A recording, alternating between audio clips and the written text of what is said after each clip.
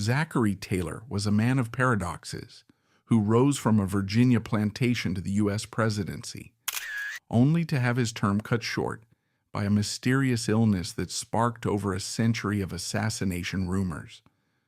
Born in 1784 and raised on the Kentucky frontier, he was a product of the planter aristocracy and a lifelong slave owner.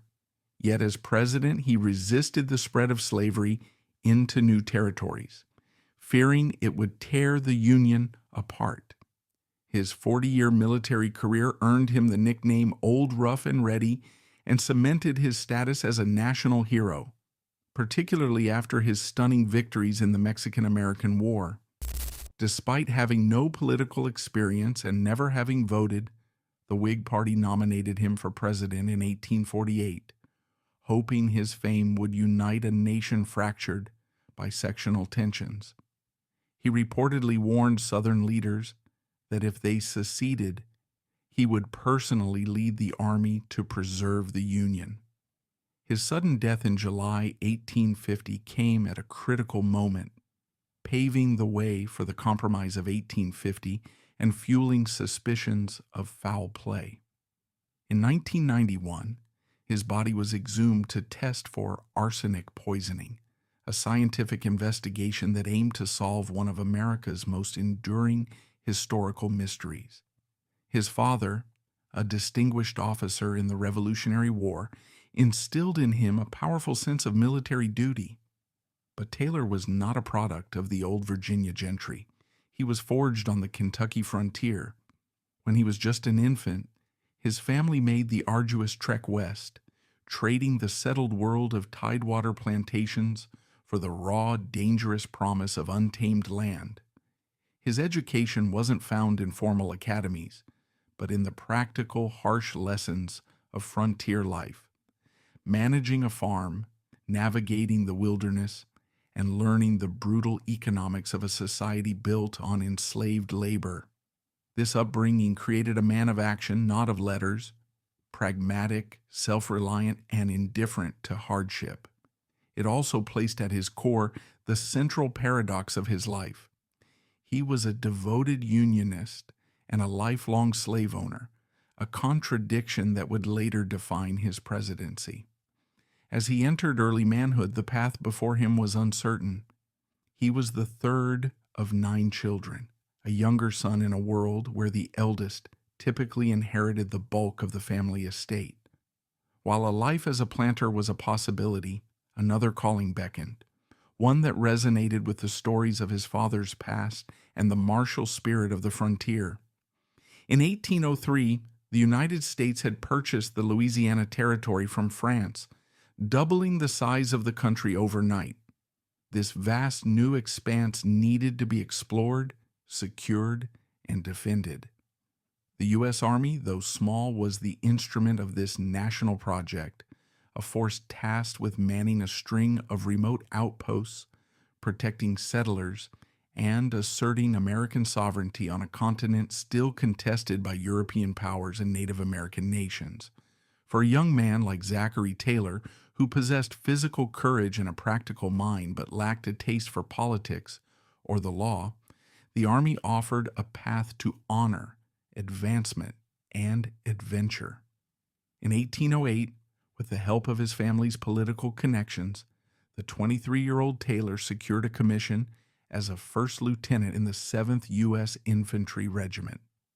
The Army he joined was a far cry from the mighty military machine of today. It was a tiny professional force of just a few thousand men, scattered in small garrisons across the immense frontier. It was a life of slow promotions, modest pay, and often mind-numbing boredom, punctuated by moments of intense danger. But for Taylor, it was a perfect fit.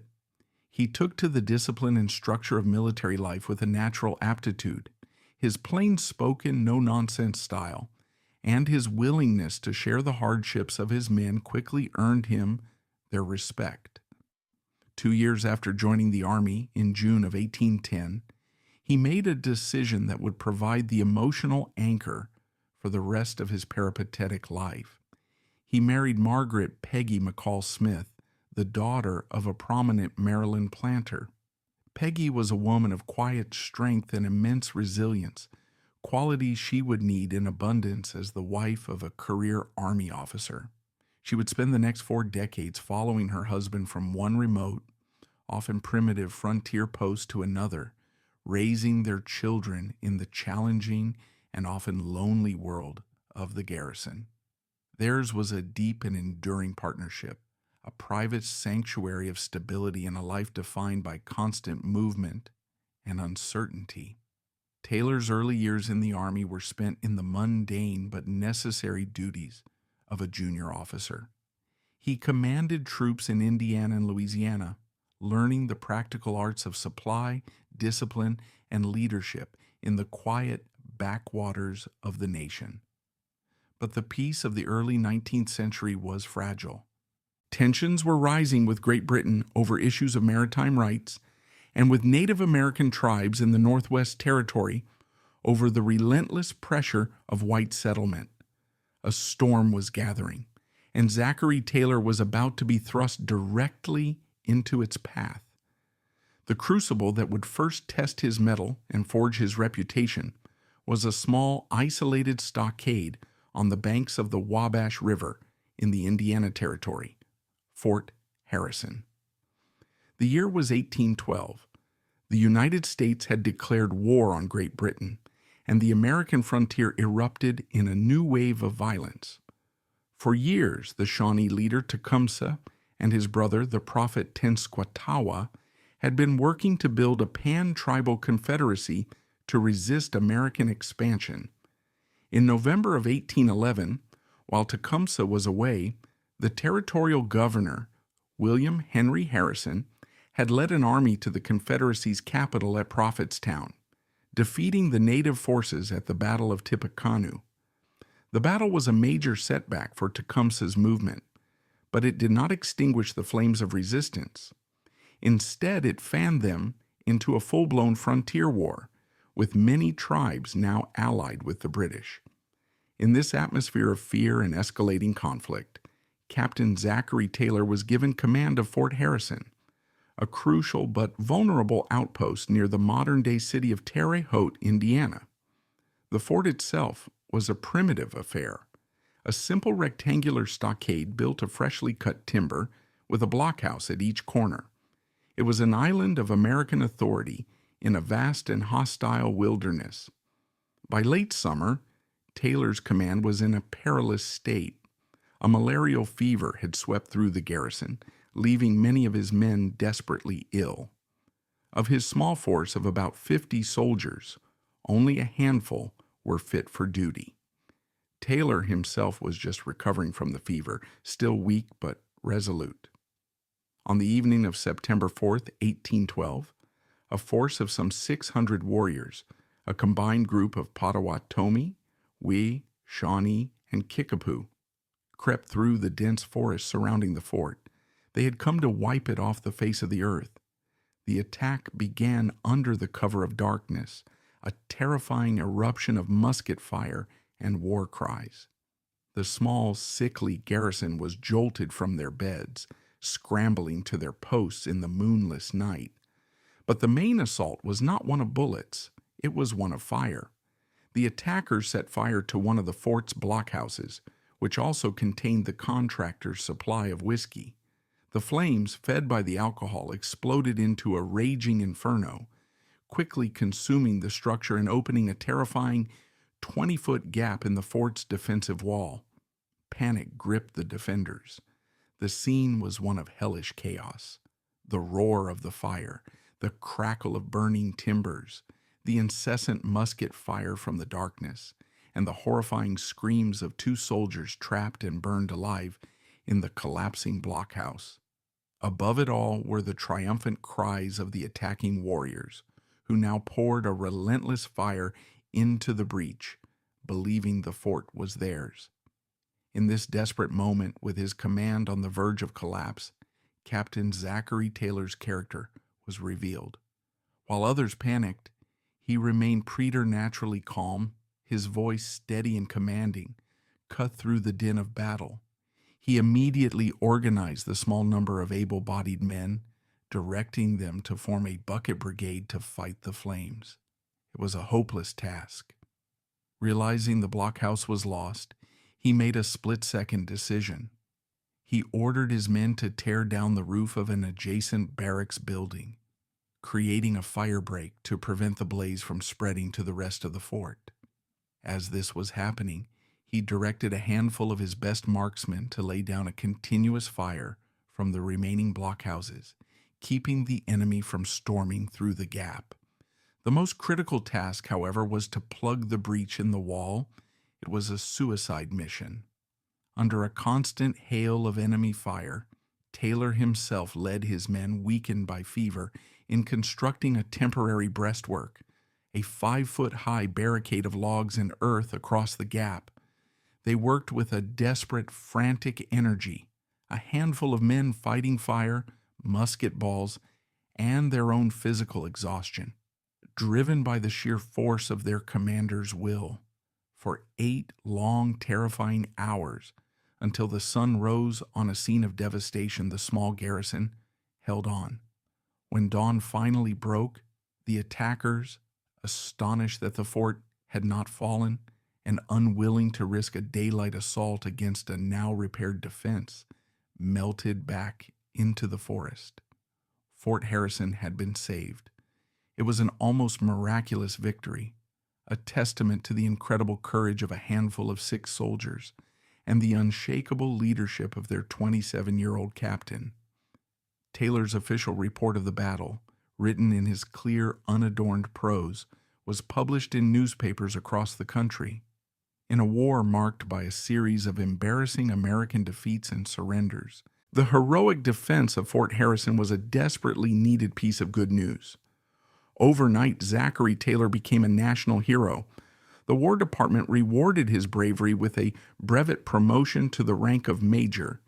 It was the first, but by no means the last, time that his coolness under fire would capture the imagination of the American people. The quiet, practical man from the Kentucky frontier had proven himself a commander of extraordinary ability. The foundations of the legend of Old Rough and Ready had been laid. The end of the War of 1815 brought a deceptive quiet to the American frontier. The great pan-tribal confederacy of Tecumseh had been shattered, and the British threat in the Northwest had been extinguished. For the United States, it was a moment of burgeoning national confidence, an era of good feelings. But for the professional soldiers of the U.S. Army, it was the beginning of a long and frustrating peace. The nation, ever suspicious of a large standing army, quickly downsized its military. Regiments were consolidated, officers were discharged, and promotions, which had come swiftly in wartime, slowed to a glacial pace. For a man like Zachary Taylor, whose identity had been forged in the heat of battle, this new era of garrison duty presented a different, more insidious kind of challenge: the slow, grinding war against boredom and obscurity. Following his celebrated defense of Fort Harrison, Taylor continued to serve with distinction for the remainder of the war, but in May of 1815, the peacetime reductions hit home. In a reorganization of the Army, he was demoted from the rank of major back down to captain. For Taylor, a man of immense pride and a keen sense of his own worth, this was an unbearable insult. It was a bureaucratic decision that completely disregarded his heroic service. In a characteristic act of stubborn principle, he refused the demotion and resigned his commission. For a brief period, it seemed his military career was over. He returned to his family in Kentucky, turning his attention to his modest plantation. He was a farmer once more, a life he knew and understood, but the call of the Army, the structure and purpose it provided, was too strong to ignore. When a new major's commission was offered to him the following year by his friend President James Madison, he accepted without hesitation. The interlude was over. Zachary Taylor was a soldier through and through. The next 2 decades of his life were a study in the slow, patient, and often unglamorous work of a frontier officer. This was the true making of Old Rough and Ready. It was a period spent far from the drawing rooms of Washington and the centers of power, a life lived in a succession of remote, often primitive military posts along the ever-expanding edge of the American empire. He commanded garrisons at Fort Howard in the wilds of Wisconsin, at Fort Snelling in Minnesota, and at various posts throughout Louisiana and the Mississippi Valley. This was the unglamorous but essential work of nation building, overseeing the construction of forts, mediating disputes between settlers and Native American tribes, and showing the flag in territories where American authority was still a novel concept. It was in these years that his famous persona solidified. He cared little for the pomp and ceremony of military life. He often eschewed the formal, uncomfortable uniforms of his rank in favor of the simple, practical clothing of a farmer or a frontiersman, a linen duster, a wide-brimmed straw hat, and comfortable worn-in trousers. He was a stark contrast to the spit and polish officers of the era, like his future rival Winfield Scott. Taylor's focus was not on appearances, but on results. He was known for his blunt, direct manner of speaking and his calm, unflappable demeanor in a crisis. Most importantly, he never asked his men to endure a hardship he was not willing to share himself. He lived among them, ate their simple rations, and faced the same dangers and discomforts of frontier life. This shared experience bred a fierce and enduring loyalty. His men might not have thought him a brilliant military theorist, but they knew he was tough, fair, and utterly reliable. They trusted him with their lives, and this trust was the bedrock of his leadership. This peripatetic life was an immense challenge for his wife, Peggy.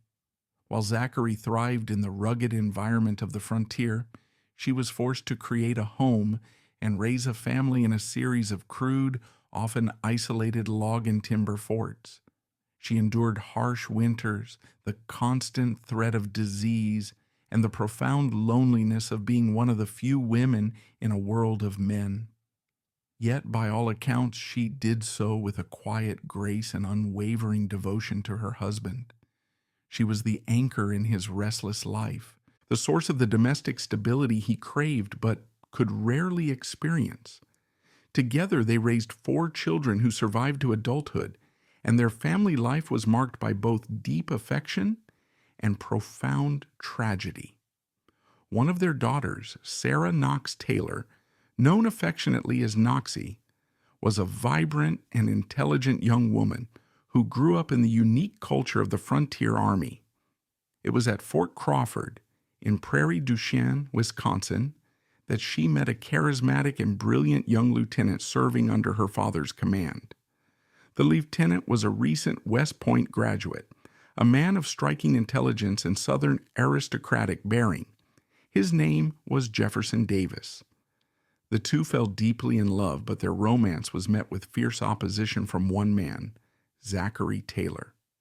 Taylor's objections were not personal, they were practical, born of his own hard experience.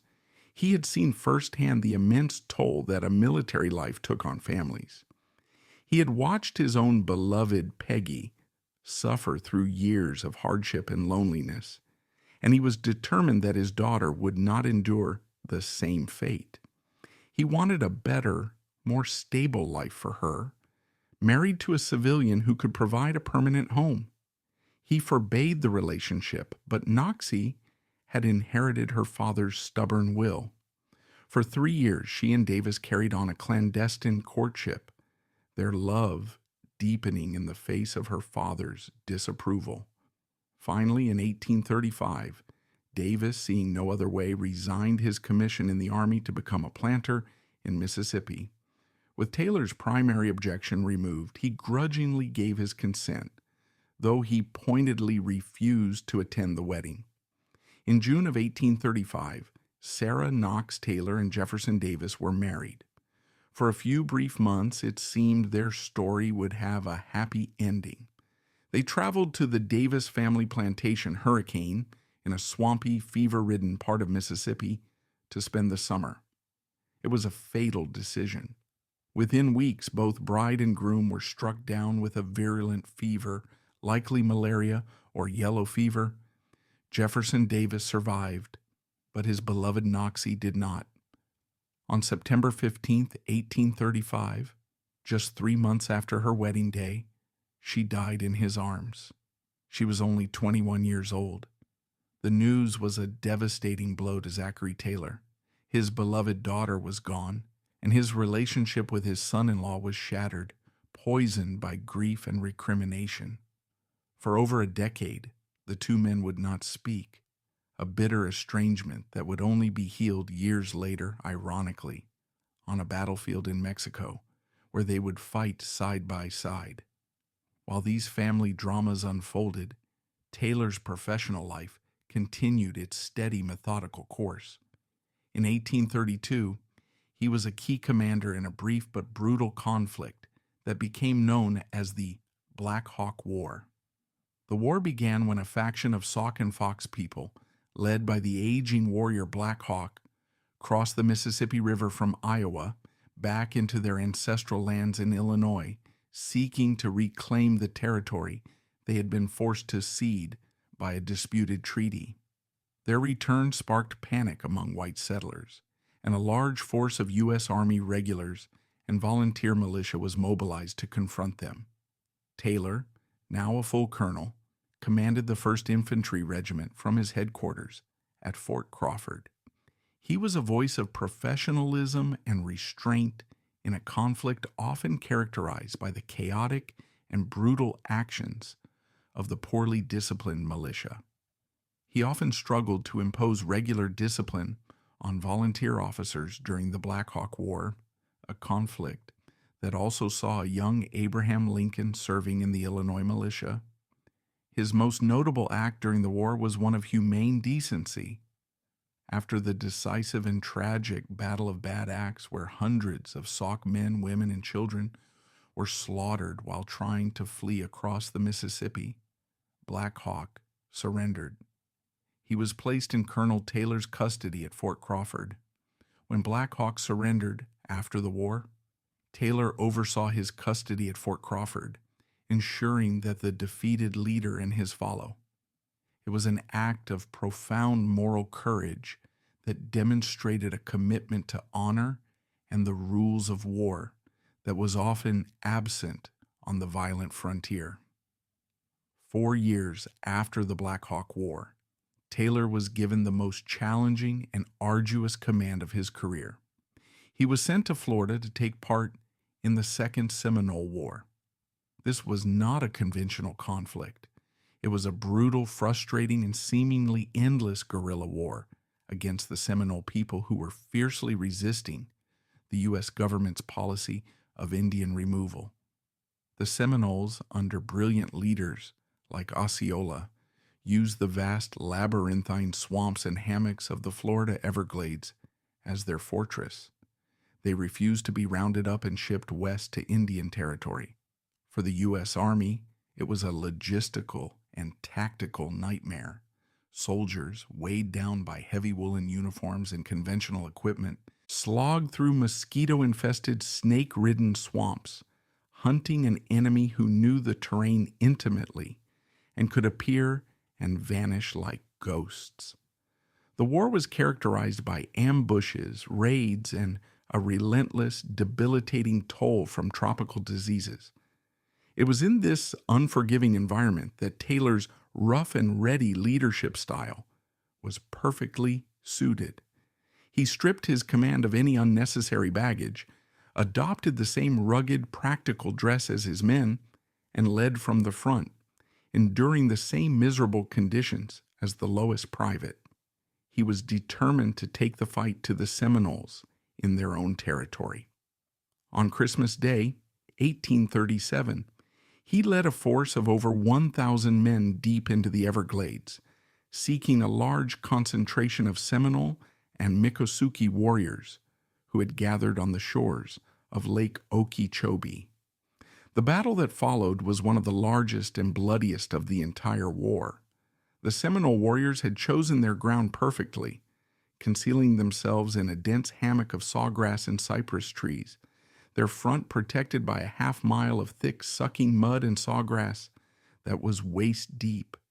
To attack, Taylor's men would have to advance slowly in the open, directly into a prepared and almost invisible enemy position. Taylor did not hesitate. He ordered a frontal assault. The result was a slaughter. The first waves of volunteer militia broke and fled under the withering enemy fire. The regular infantry who followed them paid a terrible price. Their officers picked off one by one as they tried to rally their men in the thick mud. The fighting was at close quarters, desperate and savage. But Taylor's persistence and the sheer numerical superiority of his force eventually paid off. After 3 hours of brutal fighting, the regulars finally managed to turn the Seminoles' flank, and the warriors, having inflicted heavy casualties, staged a disciplined retreat, disappearing back into the swamps. By the brutal calculus of war, the Battle of Lake Okeechobee was an American victory. Taylor's army held the field, but it was a victory purchased at a staggering cost. 26 American soldiers were killed and 112 were wounded, a casualty rate of over 10%, making it one of the costliest battles in the history of American conflicts with Native Americans. Taylor himself was praised for his courage. His horse was shot out from under him during the battle, but he was also criticized by some for his costly and perhaps reckless reliance on a frontal assault. Nonetheless, in a war that had seen few clear-cut American successes, the battle was hailed as a major triumph. It earned Taylor a promotion to brigadier general and overall command of all U.S. forces in Florida. It also cemented his nickname in the national press. He was now, and forever, Old Rough and Ready. He would spend another 2 years in the swamps, prosecuting a grim and thankless war of attrition, before finally requesting a transfer, exhausted and weary of the brutal conflict. Throughout these long years of military service, Taylor was simultaneously and diligently building his own personal fortune. He was not just a soldier, he was an astute businessman and a committed planter. Using his army pay and his wife's inheritance, he began to acquire land. In 1841, he purchased a large, undeveloped tract of land in Jefferson County, Mississippi, which he named Cypress Grove Plantation. He poured his resources into developing this property, purchasing more and more enslaved people to clear the land and cultivate cotton. By the mid-1840s, he owned over 100 human beings. This was the central, uncomfortable duality of his life. He was a dedicated public servant, a man who repeatedly risked his life for his country, and he was an active and unapologetic participant in the brutal institution of slavery. He was a man of the Union, but his personal wealth and way of life were inextricably tied to the peculiar institution of the South.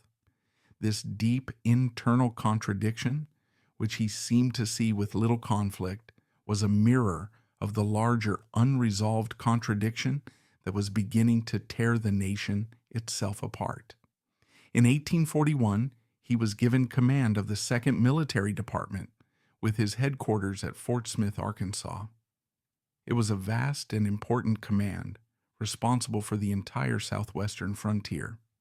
For several years, he lived a relatively quiet life, overseeing his command, managing his growing agricultural interests, and enjoying a rare period of relative stability with his family. But the calm was not to last. Great forces were at work, driven by a national ideology of manifest destiny, the belief that the United States was divinely ordained to expand across the continent. To the south, the young Republic of Texas, having broken away from Mexico, was clamoring for annexation. This single issue, the annexation of Texas, would soon ignite a new and momentous conflict. A war that would pluck Zachary Taylor from the relative obscurity of the frontier and transform him into the most famous man in America, setting him on an improbable and unforeseen path to the White House itself. The quiet years were over. The drums of war were beginning to beat once more.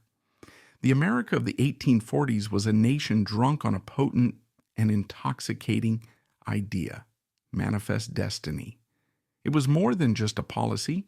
It was a quasi-religious conviction, a belief whispered in taverns, preached from pulpits, and thundered in the halls of Congress that the United States was divinely ordained to stretch from the Atlantic to the Pacific. This powerful expansionist fever gripped the nation, and it found its ultimate political champion in a stern, unyielding Tennessean named James K. Polk. Elected to the presidency in 1844 on a platform of territorial acquisition, Polk was a man of singular, almost obsessive focus. He had promised the American people Oregon and Texas, and he was determined to deliver, by diplomacy if possible, by force if necessary. In 1845, Polk made good on his first promise. The United States formally annexed the Republic of Texas, an act that was celebrated with patriotic fervor in Washington, but viewed in Mexico City as an intolerable act of aggression. The Mexican government had never recognized the independence of its breakaway province, and from its perspective, the United States had just stolen a massive piece of its sovereign territory. Diplomatic relations were severed, and the two nations stood on a knife's edge, teetering on the brink of war. The flashpoint, the single patch of ground that would ignite the continent, was a desolate, sparsely populated stretch of land between two rivers. Mexico had always maintained that the southern border of Texas was the Nueces River. The United States, siding with the Texans, now insisted that the border was the Rio Grande, over 100 miles to the south. This disputed territory, a land of arid plains and thorny chaparral, became the tinderbox for a conflict that would forever redraw the map of North America. It was into this volatile situation that Brigadier General Zachary Taylor was thrust. In the summer of 1845, President Polk, in a calculated move of military chess, ordered Taylor to move his small army of observation from its post in Louisiana to a strategic position at Corpus Christi on the banks of the Nueces River. On the surface, it was a defensive maneuver, a move to protect the newly annexed state. But in reality, it was a deliberate provocation, a placement of American troops at the very edge of the disputed zone. For months, Taylor's army of some 4,000 men languished at Corpus Christi. It was a miserable, unhealthy camp, a place of mind-numbing boredom, endless drills, and rampant disease. But it was also a crucible, a place where a small force of U.S. Army regulars and newly raised volunteer regiments were forged into a disciplined, cohesive fighting force under Taylor's watchful eye. While his army drilled under the hot Texas sun, Polk's diplomatic efforts to purchase California and New Mexico from Mexico and to settle the border dispute failed spectacularly. The Mexican government, in a state of political turmoil, refused to even receive his envoy. Polk, a man who did not suffer rejection well, now believed that only a show of force would achieve his aims. In January of 1846, the fateful order was sent from Washington to Corpus Christi. Taylor was to advance his army from the Nueces to the northern bank of the Rio Grande. This was no longer a defensive posture. It was an explicit and aggressive move into territory that Mexico considered its own. It was the final, deliberate shove that would push the two nations into open war. In March of 1846, Taylor's army began the arduous 150-mile march south. They moved through a hostile landscape Their supply lines stretched thin, their every move watched by Mexican scouts. Finally, they arrived on the banks of the Rio Grande, directly opposite the fortified Mexican city of Matamoros. There, under the noses of the Mexican army, the Americans began to construct an earthen star-shaped fort, which they provocatively named Fort Texas. Their cannons were aimed directly at the heart of the Mexican city. For the Mexican commander, General Mariano Arista, this was an invasion, an act of war in all but name. He moved his own troops across the river, and for several tense, anxious weeks, the two armies faced each other in a nervous, high-stakes standoff, the silence broken only by the exchange of military music and shouted insults across the muddy water. The first shot was almost inevitable. On April 25, 1846, a Mexican cavalry force of 1,600 men crossed the Rio Grande upstream from the American position and ambushed a patrol of 63 U.S. dragoons led by Captain Seth Thornton. The skirmish was brief and one-sided. 16 Americans were killed or wounded, and the rest were captured. When the news of the Thornton affair reached President Polk in Washington 2 weeks later, he had the casus belli he had been seeking. He went before Congress and, in a masterful piece of political rhetoric, declared that Mexico had invaded our territory and shed American blood upon the American soil. The message electrified a nation already primed for war. On May 13, 1846, Congress voted overwhelmingly to declare war on Mexico. The conflict that Zachary Taylor had been preparing for was now a reality. He did not have to wait long for his first major test. General Arista, emboldened by his initial success, crossed the bulk of his army over the Rio Grande, determined to crush the small American force and relieve the siege of Fort Texas. Taylor, learning of the Mexican advance, marched his own army out to meet them. The two forces collided on May 8, 1846, on a wide, flat prairie covered in tall, sharp-edged grass, a place called Palo Alto. The Battle of Palo Alto was not a battle of infantry charges and cavalry dashes. It was an artilleryman's duel, and it showcased a decisive American technological and tactical advantage. The Mexican army was larger, but its cannons were mostly older, bronze pieces that fired solid iron shot. The American artillery, in contrast, was a highly mobile professional force, equipped with modern, lightweight brass cannons. These flying artillery units, developed by Major Samuel Ringgold, could be rapidly unlimbered, fired, and then limbered up again, pulled by teams of horses to new positions on the battlefield with astonishing speed.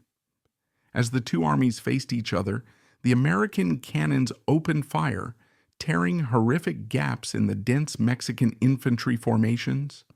The Mexican artillery answered, but their solid shot was largely ineffective, often burying itself harmlessly in the soft prairie soil. For hours, the American guns dominated the battlefield, their relentless fire inflicting terrible casualties and shaking the morale of the Mexican soldiers, who could do little but stand and endure the punishment. At the end of the day, Arista was forced to pull his battered army back. The first major battle of the war was a clear American victory, though it came at a cost. Major Ringgold, the brilliant architect of the flying artillery, was mortally wounded.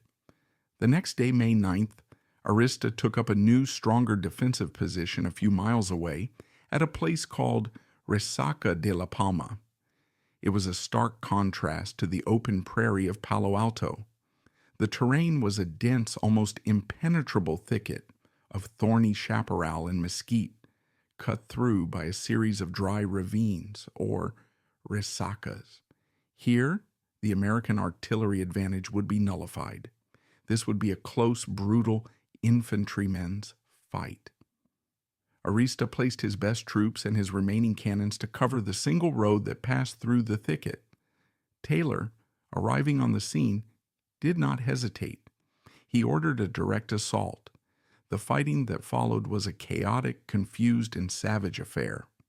American units became separated in the dense brush, and the battle broke down into a series of small, desperate, hand-to-hand struggles. Men fought with bayonets, clubbed muskets, and knives amidst the thorns and ravines.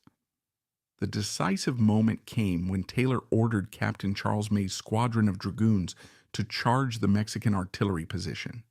In a wild, reckless gallop down the narrow road, May and his men stormed the Mexican guns, capturing the battery and its commander. The loss of their cannons broke the back of the Mexican defense. The Mexican lines wavered, then broke completely, the soldiers fleeing in a panicked rout back toward the Rio Grande. Many drowned trying to swim the river to safety. The Battle of Resaca de la Palma was a total and devastating victory for Taylor. In 2 days of fighting, he had completely shattered the main Mexican army in the north, driven it from Texas, and secured the border. The news of the victories at Palo Alto and Resaca de la Palma electrified the United States. In a matter of days, Zachary Taylor was transformed from a little-known frontier general into the nation's greatest military hero. He was old, rough, and ready, the man who knew how to win. After his stunning initial victories, Taylor paused to regroup and await reinforcements. He then crossed the Rio Grande, occupying the city of Matamoros. His next objective was the major strategic hub of northern Mexico, the heavily fortified city of Monterrey. In late August, he began the long, grueling march south with an army of some 6,000 men.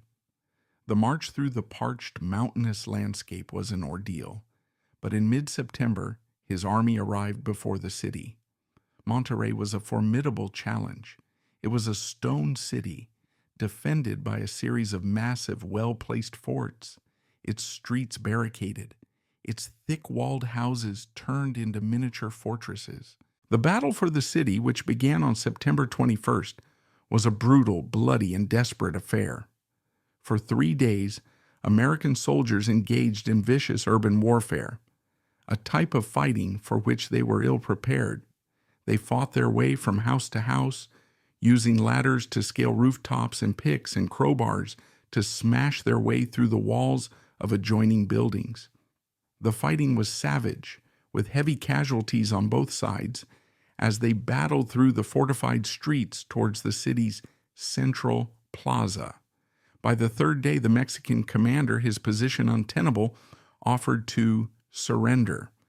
It was here that Taylor made a decision that would enrage President Polk and change the course of his own destiny.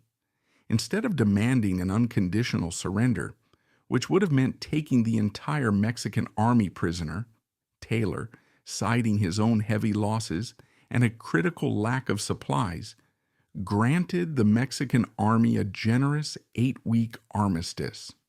He allowed the defeated soldiers to march out of the city with their honor intact, taking their personal weapons and a single battery of artillery with them in exchange for the immediate surrender of the city. To Taylor, it was a practical, soldierly decision, a way to secure his objective without further needless bloodshed. When news of the armistice reached Washington weeks later, President Polk erupted in a volcanic fury. He saw it not as a pragmatic military decision, but as a politically motivated act of defiance by a Whig general who was now becoming a potential political rival. He was convinced that Taylor had deliberately let the enemy army escape to fight another day, thereby prolonging the war and undermining the administration. Polk fumed in his diary. General Taylor has acted in violation of his express orders. It is a source of deep mortification and regret. He immediately ordered the armistice to be terminated and resolved to sideline his newfound political rival. In a move that was both punitive and strategically risky, Polk decided to strip Taylor's army of the majority of its veteran troops, reassigning them to a new invasion force being assembled under General Winfield Scott for a direct assault on Mexico City. He would leave Old Rough and Ready with a small skeletal force of mostly untested volunteers, hoping to starve him of any further opportunity for glory. It was one of the greatest miscalculations of Polk's presidency, and it would nearly lead to a military catastrophe. At that very moment, the mercurial and opportunistic Mexican general Antonio Lopez de Santa Anna was assembling a massive new army. Santa Anna, who had been living in exile in Cuba, had cleverly duped Polk into granting him safe passage back to Mexico, promising he would negotiate a peace treaty. Once back in his homeland, he promptly seized power and raised a fresh army of over 20,000 men. When his spies informed him that Taylor's force had been gutted, he saw a golden opportunity. He force-marched his huge army north across hundreds of miles of brutal desert, determined to surprise and annihilate the weakened American force and reclaim northern Mexico. In February of 1847, near a mountain pass called Buena Vista, south of the city of Saltillo, Santa Anna's massive army fell upon Taylor's small, beleaguered force of less than 5,000 men, the vast majority of whom were raw volunteers who had never seen combat. The battle that followed was one of the most desperate, dramatic, and iconic in American military history. For 2 long, bloody days, the vastly outnumbered American army was pushed to the very brink of destruction. On the morning of February 22nd, Santa Anna sent a messenger with a demand for unconditional surrender, noting that Taylor was surrounded by 20,000 men and could not possibly avoid being cut to pieces. Taylor's alleged reply, delivered by a junior officer, became the stuff of legend. "I beg leave to say that I decline acceding to your request." The battle began in earnest. The Mexican attacks were relentless. Wave after wave of colorfully uniformed infantry and lancers crashing against the small American line, which was stretched thin across the narrow pass. At several points, the American lines, particularly on the left flank, composed of a volunteer regiment from Indiana, buckled and nearly broke, sending panicked soldiers fleeing to the rear. The battle hung in the balance, a chaotic swirl of smoke, dust, and close-quarters combat.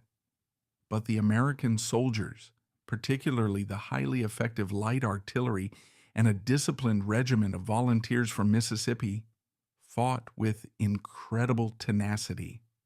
The Mississippi Rifles were commanded by a man who had not spoken to Zachary Taylor in over a decade, his estranged son-in-law, Colonel Jefferson Davis. In a moment of tactical brilliance, Davis formed his men into a V-shaped formation that shattered a charge by Mexican lancers, a maneuver that helped to save the crumbling American flank. Throughout the chaos, Zachary Taylor himself was the picture of calm courage. Utterly fearless, he sat calmly on his horse, Old Whitey, amidst a hail of bullets and cannonballs, a conspicuous and inspiring target directing the defense.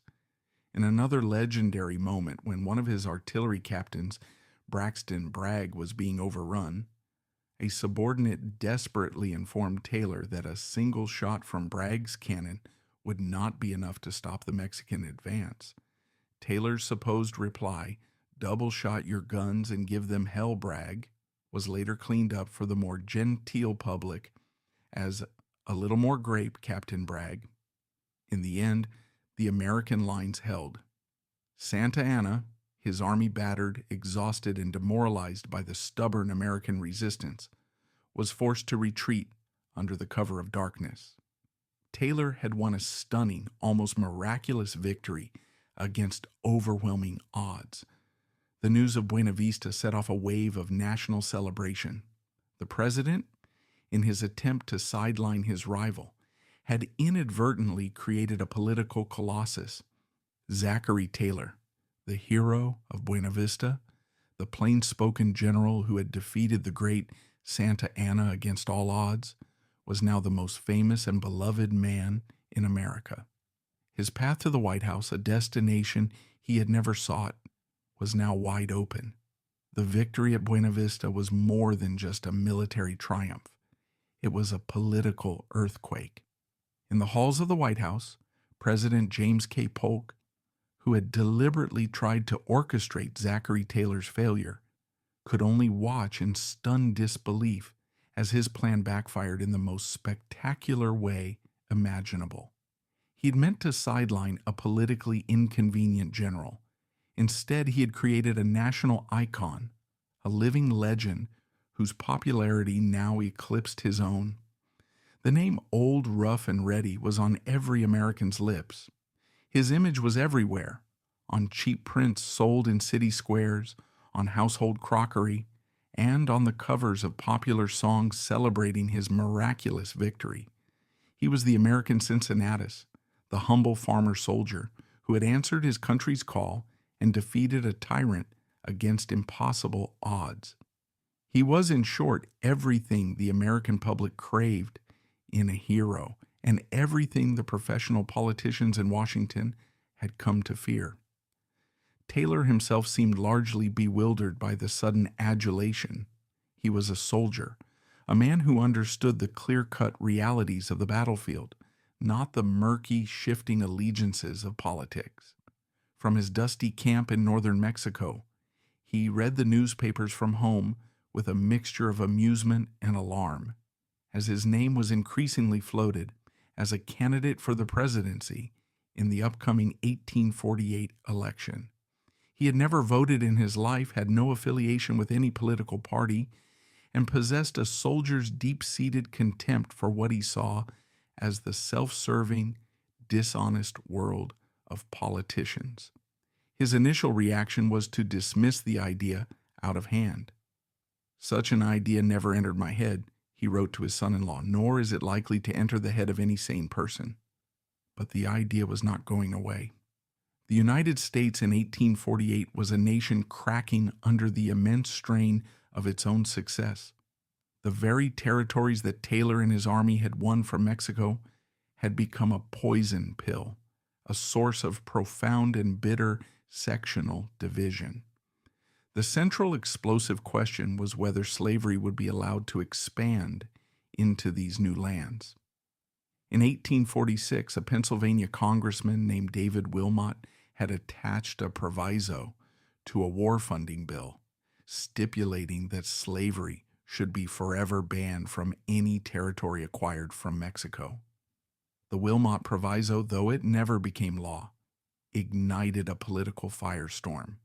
It shattered the old party lines, realigning American politics not around economic issues, but along a stark geographic north-south divide. For the South, the proviso was an outrageous assault on their property rights and their honor. For the increasingly anti-slavery North, it was a moral line in the sand. Congress was paralyzed, and the nation was drifting toward disunion.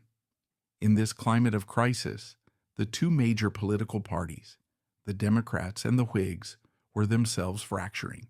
The Democrats, under President Polk, were seen as the party of aggressive expansion and pro-Southern interests. The Whigs were a fragile, often contradictory coalition of Northern industrialists, Southern planters, and Western farmers bound together more by their opposition to the Democrats than by a coherent ideology. Their great leaders, men like the brilliant orator Daniel Webster of Massachusetts and the master compromiser Henry Clay of Kentucky, were seen by many as tired figures from a bygone era. The Whigs were desperate for a winner, a candidate who could transcend the toxic slavery debate and unite the country. And in the hero of Buena Vista, they saw their salvation. Taylor's appeal was his ambiguity. He was a Southerner and a large slave owner, which the Whigs hoped would reassure the South and prevent them from bolting the party. But he was also seen as a staunch nationalist, a soldier whose first loyalty was to the flag and the Union, not to any particular section. His political views were a complete mystery. which allowed people from all sides to project their own hopes onto him. Northern abolitionists hoped his nationalism would lead him to oppose slavery's expansion, while Southern slaveholders assumed his personal background would make him a reliable defender of their interests.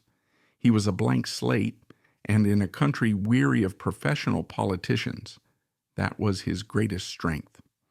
Throughout 1847, a Taylor for President movement, fueled by a strange coalition of political operatives, newspaper editors, and ordinary citizens, began to gather momentum, largely without Taylor's active participation. He continued to command his army in Mexico, responding to the political overtures with a series of famously clumsy and non-committal letters. He insisted he was not a candidate and would only serve if drafted by the spontaneous will of the people. In his first Allison letter, a key public statement, he admitted that he was a Whig, but not an ultra-Whig, and declared that if elected he would be a president for all the people, not a tool of any party. This above-the-fray posture, while infuriating to party insiders who demanded loyalty, was pure political gold with the public. It reinforced his image as an honest, independent leader, a man untainted by the corrupt bargains of Washington. In June of 1848, the Whig Party gathered in Philadelphia for its national convention. The atmosphere was tense and uncertain. The party was deeply divided. The anti-slavery conscience Whigs of the North were horrified by the prospect of nominating a slave owner. The party's old guard still clung to the hope that one of their own, like Clay or Webster, would be chosen. But the tide of public opinion was undeniable. The delegates, driven by the pragmatic desire to win, understood that only Taylor had the broad popular appeal to carry the election.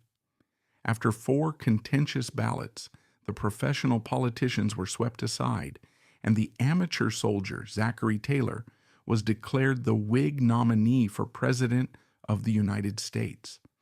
To balance the ticket and appease the northern wing of the party, they nominated Millard Fillmore, a respected but unremarkable politician from New York, as his running mate. The nomination of a slave-owning general with no political experience was too much for many conscience Whigs. They stormed out of the convention, vowing to form a new party dedicated to stopping the spread of slavery. The presidential campaign of 1848 was one of the strangest in American history. Taylor, in a brilliant strategic move, largely remained at his home in Baton Rouge, Louisiana, saying almost nothing. He ran a no-platform campaign, allowing his heroic reputation to do the work for him. One of the most famous incidents of the campaign perfectly encapsulated his appeal. When the Whig Party sent him the official letter notifying him of his nomination, it was sent with postage due. Taylor, a frugal man who was inundated with unsolicited mail, had a standing policy of refusing to pay the postage on any letters from people he didn't know. The official notification sat in the dead letter office for weeks until a frantic party official finally realized what had happened. The story, when it got out, was a public relations triumph. It perfectly reinforced his image as old, rough, and ready, a simple, honest man, completely unconcerned with the self-important rituals of politics. His opponents struggled to land a blow. The Democratic nominee, Lewis Cass of Michigan, was a bland and uninspiring party regular who tried to straddle the slavery issue by championing a vague doctrine called popular sovereignty, which proposed letting the settlers in each territory decide for themselves whether to allow slavery. This position satisfied no one. The real wild card was the third party that had emerged from the ashes of the Whig Convention, the Free Soil Party, a coalition of anti-slavery Democrats, disgruntled conscience Whigs, and abolitionists. They nominated a former president, Martin Van Buren, as their candidate. Their platform was simple and clear: free soil, free speech, free labor, and free men. They had no chance of winning the presidency, but they were destined to be the ultimate spoiler. When the votes were counted in November, the result was a testament to the nation's fractured state. Taylor won with a plurality of the popular vote, but a comfortable majority in the Electoral College. The election was decided in the crucial state of New York. There, the free soil ticket, led by the New Yorker Martin Van Buren, siphoned just enough votes away from the Democrat Lewis Cass to throw the state, and thus the presidency, to Zachary Taylor. In one of history's great ironies, the anti-slavery party had inadvertently secured the election of a Southern slave owner. The president-elect embarked on a long, triumphant journey from Louisiana to Washington, greeted at every stop by adoring crowds. But as he traveled, the immense weight of the task before him began to settle in. He was a man utterly unprepared for the presidency. He knew little of economics, of foreign policy, or of the intricate dance of legislation. He had to assemble a cabinet from scratch, relying on the advice of politicians he barely knew and did not fully trust. On March 5, 1849, the inauguration was delayed a day because March 4th fell on a Sunday. The 64-year-old Taylor, looking weathered and slightly uncomfortable in his formal civilian clothes, stood on the east portico of the Capitol and took the oath of office. The old soldier had entered his final and most difficult field of battle. Any hope that Taylor's presidency might be a quiet one was shattered almost immediately by news from the far side of the continent. In January of 1848, just before the treaty ending the Mexican-American War was signed, a carpenter named James Marshall had discovered gold at a sawmill in a remote California valley. The news, at first a trickle, had become a flood by the time Taylor took office. The California gold rush was on. A massive, chaotic, and unprecedented wave of humanity, hundreds of thousands of 49ers, poured into the new American territory from all over the world, transforming a sleepy pastoral backwater into a lawless, booming frontier overnight. This population explosion created an immediate and desperate crisis. California needed a government. It needed laws, courts, and a system of order to tame the wild energy of the gold fields. The crisis forced the slavery issue to a head far sooner than anyone in Washington had anticipated. Under the old Missouri Compromise of 1820, slavery had been banned in the Louisiana Purchase Territory north of the 36 degrees, 30 minutes parallel. But that line did not extend to the Pacific, and no one could agree on how to organize the new territories of California and New Mexico. The southern states were determined that their citizens should be able to take their enslaved property into these new lands. The northern states were just as determined that they should remain free. Congress was deadlocked, engaged in a bitter and fruitless debate that was pushing the nation ever closer to the brink of secession. It was into this political firestorm that President Taylor, the supposed political amateur, stepped with a plan of breathtaking simplicity and boldness.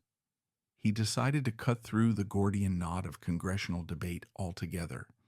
His solution was to bypass the territorial stage entirely. He sent secret agents to California and New Mexico, encouraging the settlers there to draft state constitutions and apply directly to Congress for admission to the Union. It was a shrewd and audacious move. Taylor knew that the settlers in these regions, largely non-Southerners, would almost certainly draft constitutions that banned slavery. His plan would bring two new free states into the Union, decisively tipping the balance of power against the South in the Senate, and it would do so by appealing to the democratic principle of self-government, making it difficult for his opponents to argue against. When news of Taylor's plan leaked out, the South erupted in a fury. To them, it was a profound betrayal. A Southern slave-owning president was actively working to block the expansion of slavery and permanently reduce the political power of their section. The fire eaters, the radical pro-slavery extremists, were enraged. They accused Taylor of being a traitor to his class and his region. Threats of secession, which had long been a feature of Southern rhetoric, now became deadly serious. A convention of Southern states was called for Nashville, Tennessee, to discuss the possibility of disunion. The giants of the Senate, Henry Clay, Daniel Webster, and the grim, dying ideologue of the South, John C. Calhoun, were equally appalled, though for different reasons. They saw Taylor's plan as a dangerously simplistic and confrontational approach to a problem that required delicate, nuanced compromise. They believed the president, in his military bluntness, was acting like a general issuing orders, ignoring the prerogatives of Congress, and inflaming sectional passions to the point of no return. In response to the crisis, Henry Clay, the great compromiser, returned to the Senate floor to propose a grand comprehensive solution, a single omnibus bill that would become known as the Compromise of 1850. But President Taylor would have none of it. He was a man of simple, unshakable convictions. He believed his plan was the most direct and honest way to solve the crisis. He viewed Clay's complex package of compromises as a morally dubious bargain, an appeasement of the secessionists he had come to despise. A deep and bitter rift opened between the Whig president and the Whig leadership in Congress. Taylor dug in his heels, using all the power of his office to block the compromise. The political situation in Washington devolved into a tense, high-stakes standoff. The Union, it seemed, was on the verge of collapsing, held together only by the stubborn, unyielding will of its rough and ready president. When a delegation of Southern leaders came to the White House to threaten secession to his face, Taylor, the old soldier, did not flinch. He told them in no uncertain terms that if they attempted to leave the Union, he would personally lead the army to crush their rebellion and hang them as traitors. The amateur politician, it turned out, had a core of iron. As the hot, humid summer of 1850 descended on Washington, the nation held its breath. The fate of the republic seemed to rest on a collision course between a determined president and a defiant Congress. The sweltering summer of 1850 found Washington, D.C., not just in the grip of an oppressive heat wave, but in the throes of a political fever that threatened to consume the republic. The Capitol building was a cauldron of rage and recrimination. Day after day, the great titans of the Senate, Henry Clay, his body frail but his voice still commanding, a dying spectral John C. Calhoun, his final warnings read by a colleague, and the formidable Daniel Webster, his words echoing with the weight of the Union, debated the future of the nation. Clay's great compromise, a complex and sprawling omnibus bill, was the only thing on the table, a last desperate attempt to stitch the fracturing country back together. It proposed admitting California as a free state, organizing the rest of the Mexican cession into territories with no federal restrictions on slavery, settling a Texas border dispute, and enacting a draconian new fugitive slave law. It was a package designed to give something to everyone, and therefore it fully satisfied no one. And standing in the way of it all, a granite-like obstacle of sheer unyielding will, was the President of the United States. Zachary Taylor despised the compromise. He saw it as a capitulation to the threats of Southern extremists, a messy, immoral bargain that sacrificed principle for political expediency. His own plan remained his North Star: admit California and New Mexico as free states immediately, and deal with any other issues later. He made his position brutally clear to any who would listen. He opposed Clay's compromise and made clear he was prepared to veto it, favoring instead the swift admission of California and New Mexico as free states. The standoff was absolute. The president and the congressional leadership of his own party were at war, and the Union was the battlefield. This was the tense, explosive atmosphere on the 4th of July, 1850. The nation's 74th birthday dawned hot and humid, a typical Washington summer day. President Taylor, ever the patriot, was scheduled to attend a long outdoor ceremony at the construction site of a new, towering monument dedicated to the nation's first president, George Washington. For hours, Taylor sat under the merciless sun, listening to a series of long-winded speeches. He was a man accustomed to the hardships of the field, but he was also 65 years old, and the heat was draining. To quench his thirst and find some relief, he reportedly consumed a large quantity of cherries and iced milk on a sweltering day, an indulgence that many later suspected had triggered the fatal gastrointestinal illness. That evening, the first cramps began. They were sharp and severe, quickly followed by violent waves of nausea, vomiting, and diarrhea. The president was gravely ill. His physicians were summoned, and after a brief examination, they rendered their diagnosis: cholera morbus. It was a vague catch-all term of the era for any acute gastrointestinal illness, but it conveyed the severity of the situation. Their treatment was a grim reflection of the medical knowledge of the time. They administered large doses of ipecac and calomel, a toxic mercury compound, to induce further vomiting and purging, believing this would expel the poisons from his system. They gave him quinine and opium to control the symptoms, and, almost certainly, they resorted to bloodletting, weakening the president even further. For 5 agonizing days, a terrible battle raged within the presidential mansion. Taylor's robust constitution, hardened by decades on the frontier, fought against the invisible enemy ravaging his body. But the illness, combined with the debilitating treatments, was too much. He grew progressively weaker, severely dehydrated, and delirious. The nation waited. News from the White House passed in hushed, anxious whispers. By July 9th, it was clear the end was near. In a moment of lucidity, he gathered his family and spoke his final poignant words.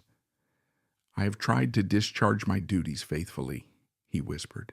"I regret nothing, but I am sorry that I am about to leave my friends."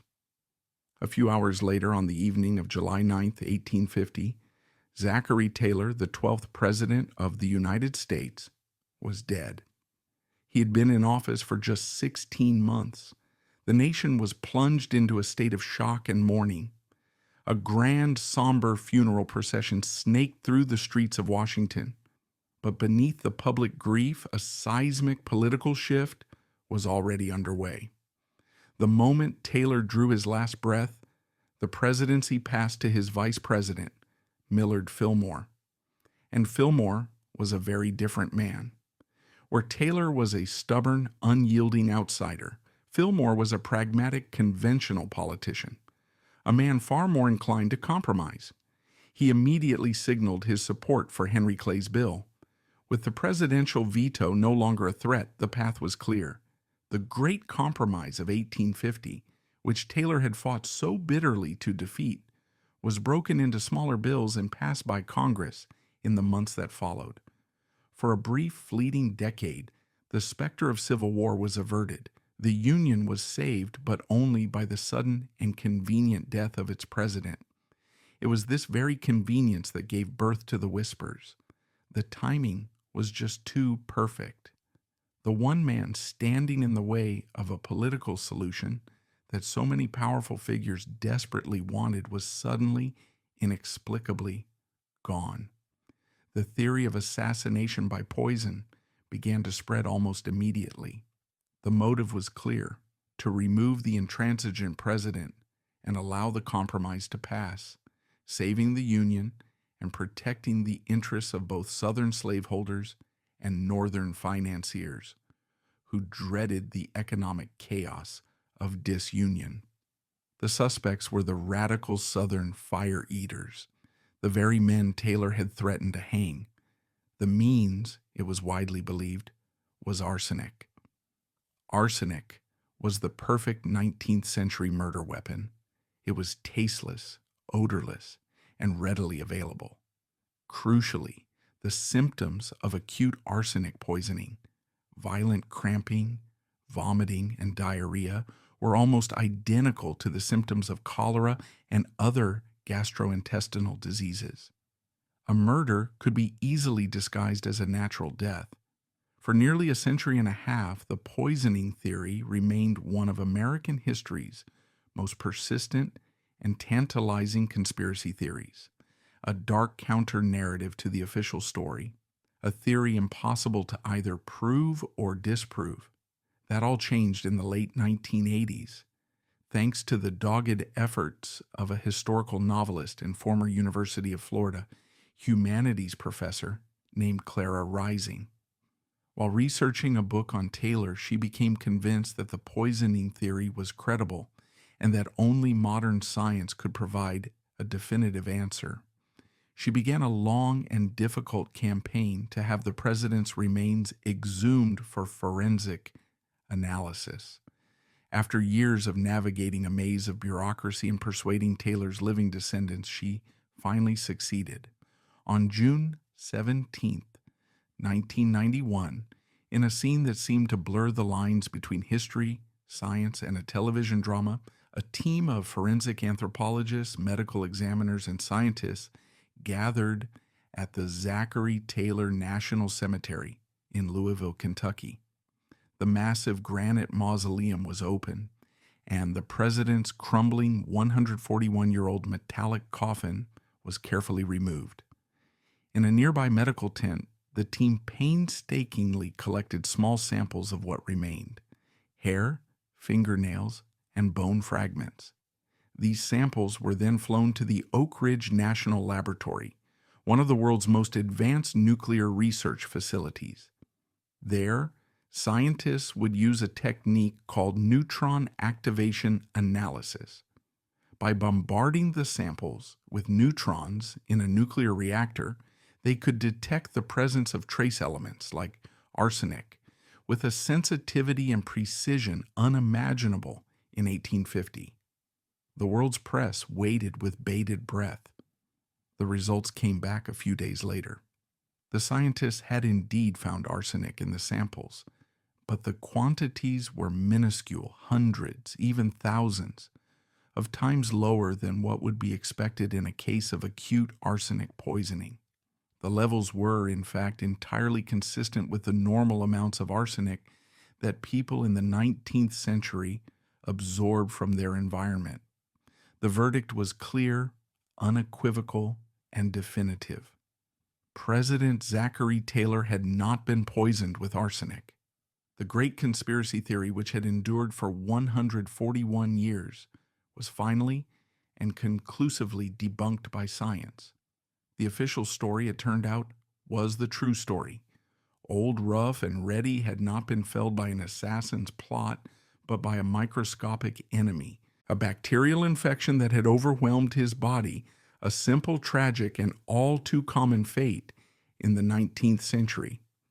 In the end, Zachary Taylor's presidency is little more than a historical footnote lasting just 16 months. But the man himself is a story of profound American contradiction. He was a lifelong slave owner who, once in the White House, became the iron-willed enemy of slavery's expansion.